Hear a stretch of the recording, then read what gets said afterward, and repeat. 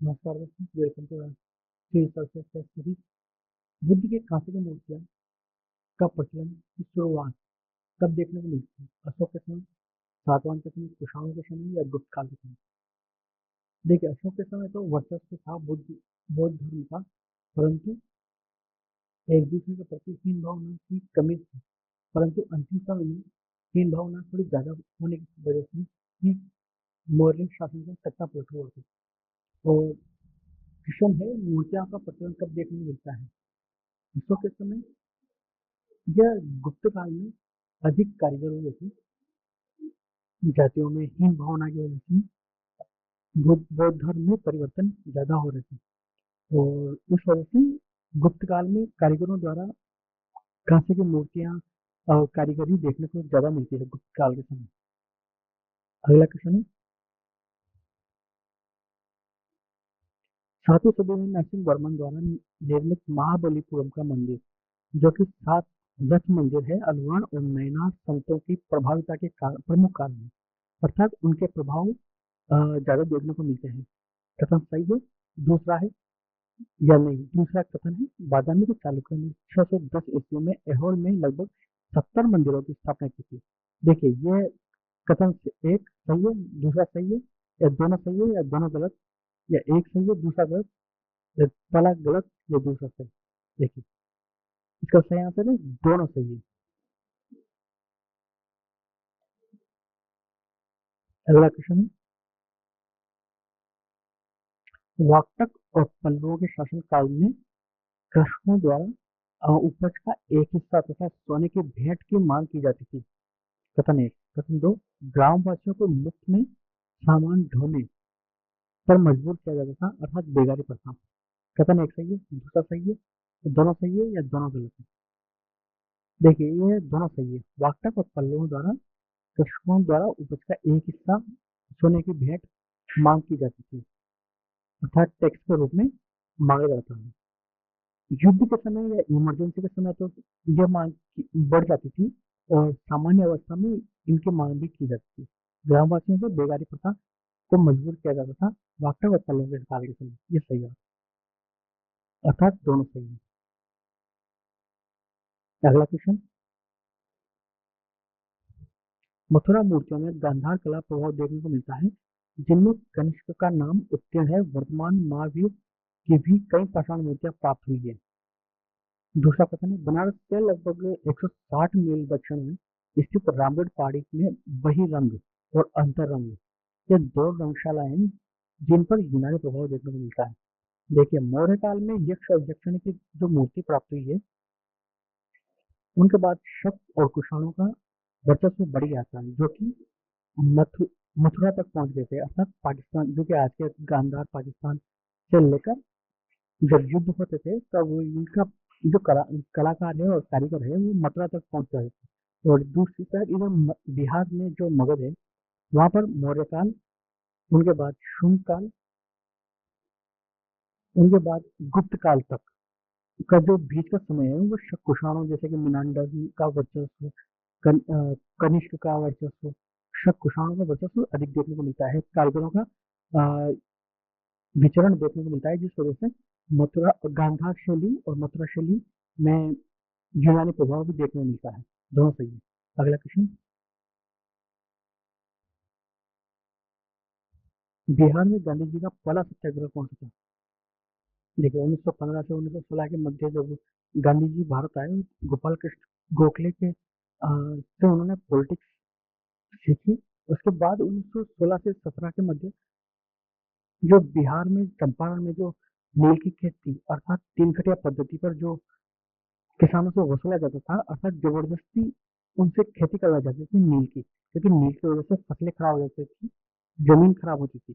इस वजह से किसान कम से कम करना चाहते थे, परंतु एग्रीमेंट पहले से करवा दिया जाता था कि आपको 3/20 भाग पर आपको नील की खेती करनी है। इस वजह से उनसे जबरदस्ती वसूली की जाती थी। यह इसका आंसर है चंपारण। अगला क्वेश्चन है,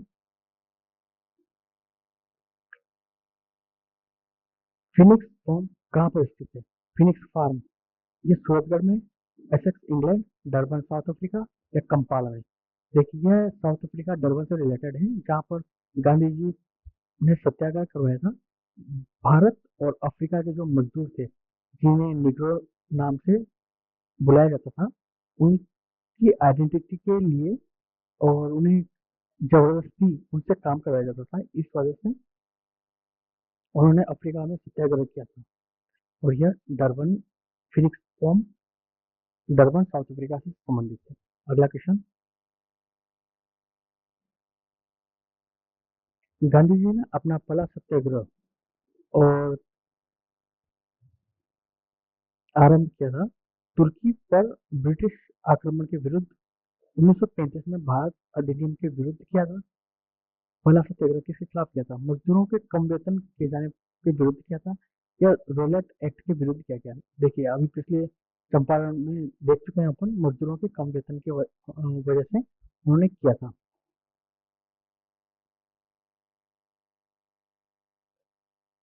अगला क्वेश्चन, महात्मा गांधी जी के राजनीतिक गुरु कौन थे? गोपाल कृष्ण गोखले। महात्मा गांधी जी के राजनीतिक गुरु गोपाल कृष्ण गोखले थे। ये भारतीय उदारवादी राजनीतिक नेता थे, समाज सुधारक थे। वे राष्ट्रीय कांग्रेस के वरिष्ठ नेता थे। गांधी जी ने गोखले को अपना राजनीतिक गुरु माना था। गांधी जी ने एक किताब में लिखी थी जिनका नाम गोखले मेरे राजनीतिक गुरु, उनका विषय था। अगला क्वेश्चन, चंपारण संघर्ष में निम्नलिखित में से जिन्होंने महात्मा गांधी का साथ दिया था वो कौन कौन थे? वल्लभ भाई पटेल, विनोबा भावे, जवाहरलाल नेहरू, राजेंद्र प्रसाद और अनुग्रह नारायण सिन्हा, महादेव देसाई और मणिलाल पटेल, मणिबेन पटेल। देखिए इसका सही आंसर है राजेंद्र प्रसाद और अनुग्रह नारायण सिन्हा, ये साथ में थे। अगला क्वेश्चन,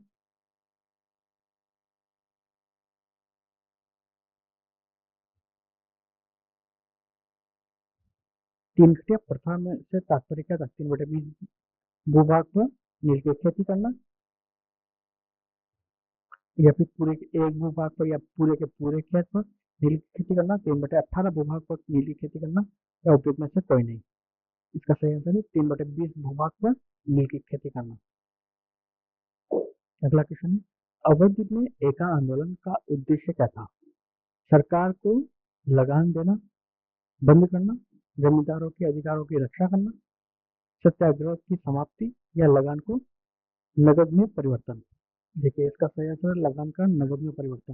ये लगान की वजह से गर्त में चले जाते थे किसान। लगान की वजह से साल दर साल हर साल वो उधारी बहुत ज्यादा हो जाती थी, इस वजह से नगद में परिवर्तन इसका उद्देश्य था। देखिए अवध के एक आंदोलन का मुख्य उद्देश्य किसानों को भारी राजस्व और अनुचित श्रम से मुक्त करना था। ये लगान की वजह से एग्रीमेंट करवा ले जाते थे पहले से, जिस वजह से और ज्यादा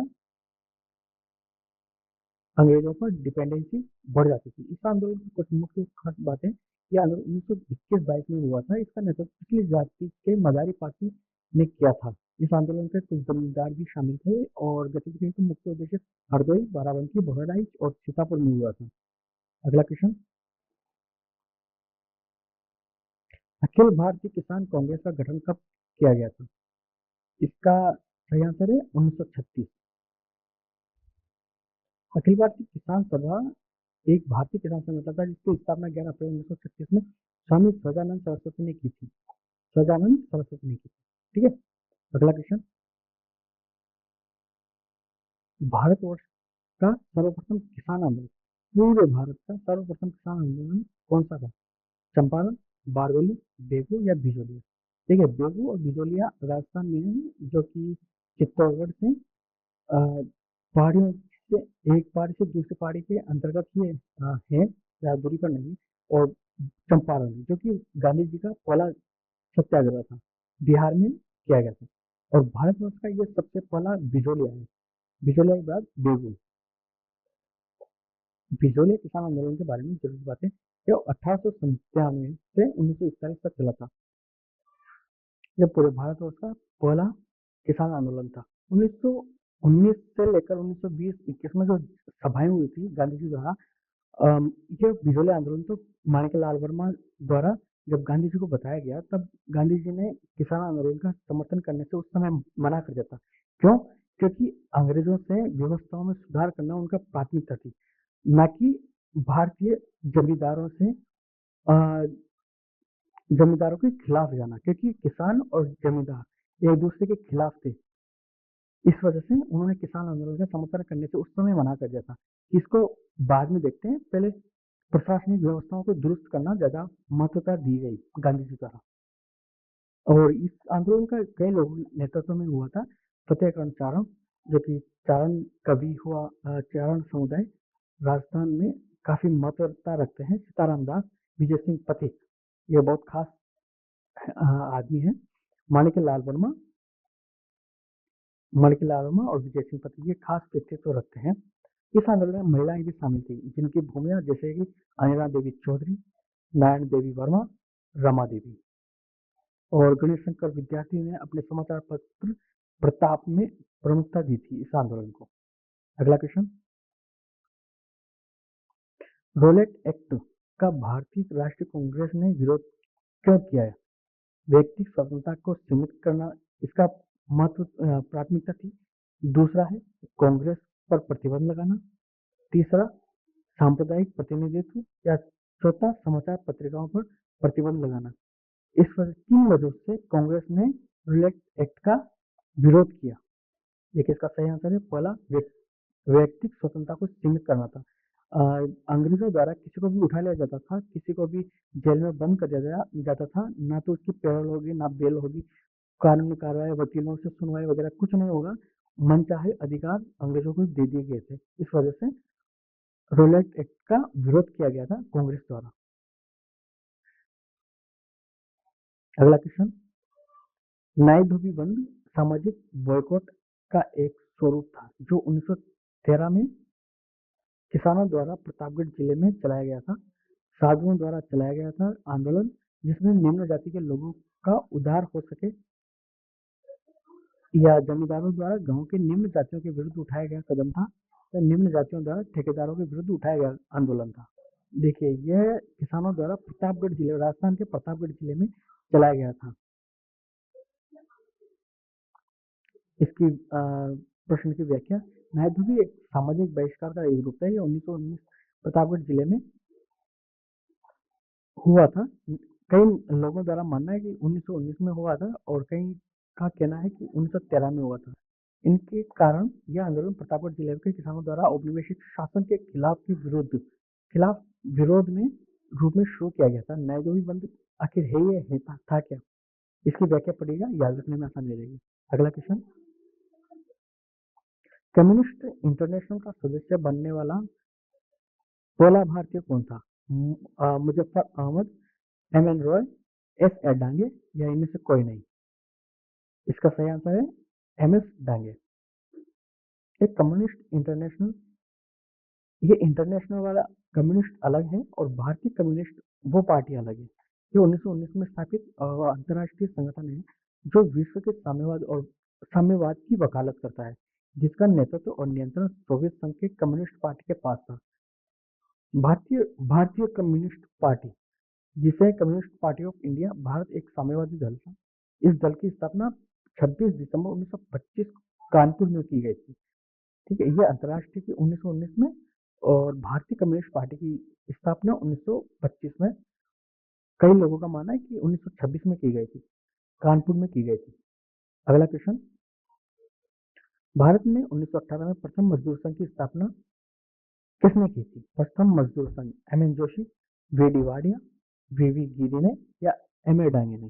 देखिए, यह मद्रास में हुई थी पहला मजदूर संघ, इसलिए वी.डी. वाडिया इसका सही आंसर है। 1918 में मद्रास लेबर यूनियन के नाम से भी इसका गठन किया गया था, बाद में ये मर्ज कर दिया गया था। अगला क्वेश्चन, देखिए, खिलाफत आंदोलन का समर्थन किसने किया था? ने, करजन ने, सर सैयद ने, और गांधी जी ने? इसका समर्थन गांधी जी ने किया था, खिलाफत आंदोलन। अगला क्वेश्चन,